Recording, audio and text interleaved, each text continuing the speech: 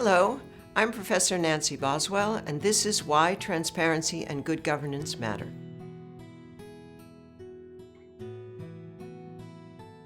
In this lesson, we will define transparency and good governance and what it means when they're missing in the public and private sectors. We'll then discuss some of the international conventions that have been concluded to foster transparency and good governance and to combat corruption.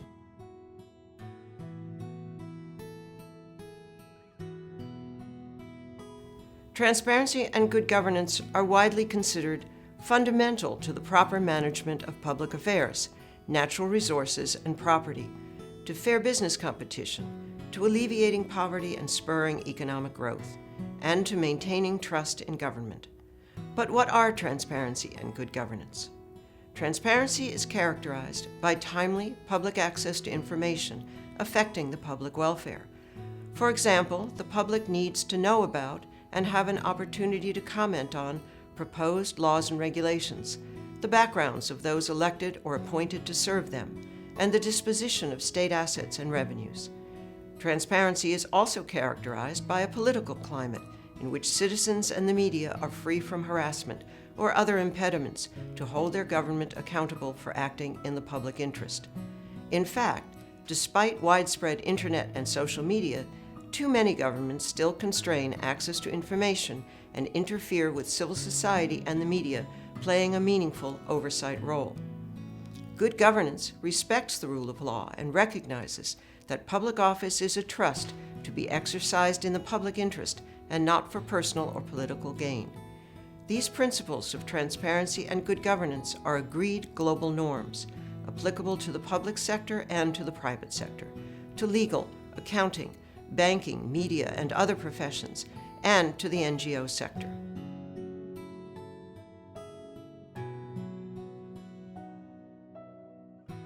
The absence of transparency and good governance permits illegal or unethical actions and inhibits accountability.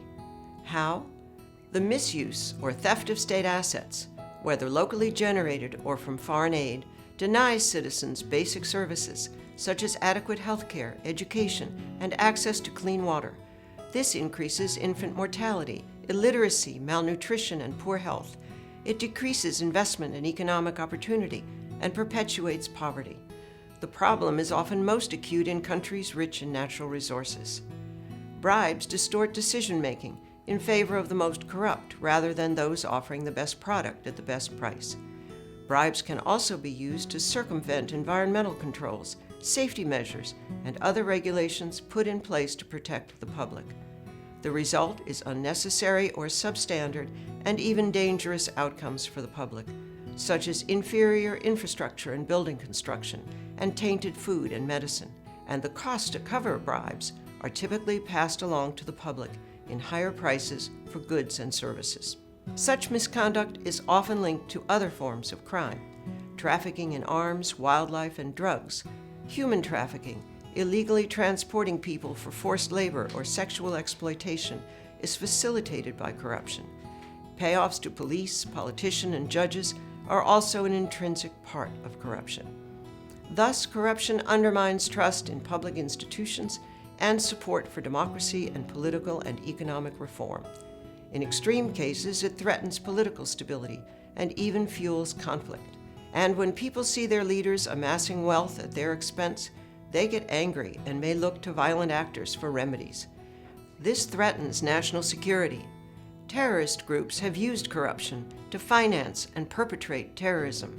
They exploit lax banking systems and regulations to set up illegal funding mechanisms.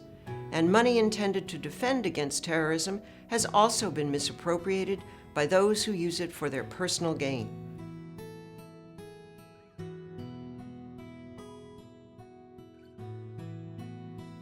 Corruption is often viewed as an inevitable fact of daily life to be tolerated, but growing recognition of the damage caused by corruption has led to a global consensus on the need and the standards for transparency and good governance.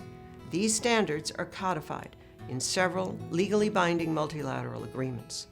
The two most important are the Convention on Bribery of Foreign Public Officials, concluded by members of the Organization for Economic Cooperation and Development, or OECD Convention, and the United Nations Convention Against Corruption, or UNCAC.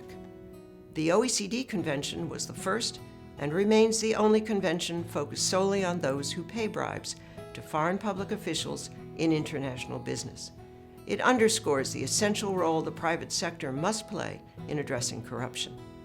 Parties to the convention, including most of the world's major exporting nations, have made it a criminal offense to intentionally offer or pay bribes, directly or indirectly through third parties, to foreign public officials, for that official to act or refrain from acting so as to obtain or retain business or for other improper advantage in international business.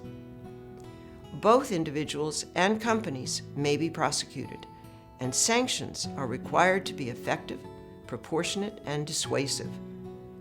The growing likelihood of exposure and prosecution and the consequent negative public reaction has led many large companies to adopt or upgrade ethics and compliance programs.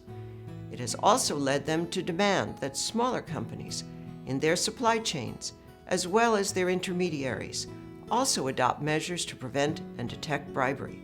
Of course, bribery is a two-sided transaction, and simply addressing those who offer or pay bribes cannot alone solve the problem.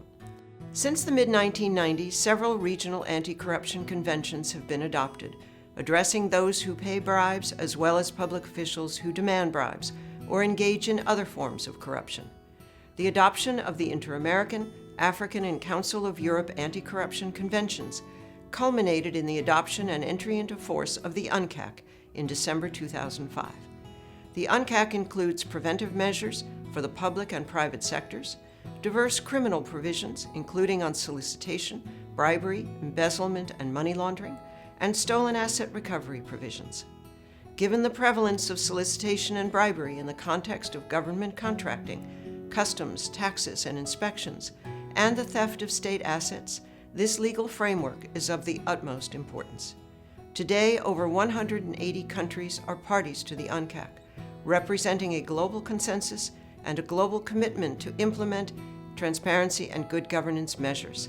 This reflects a sea change in the attitude toward corruption and the growing global support for transparency and good governance. But daily news of corruption scandals around the world remind us that the challenge is still formidable and will not be solved by laws alone. It will require our collective political will to take action. After you have completed all the lessons in this course at yali.state.gov, you can test your knowledge and earn a YALI Network certificate.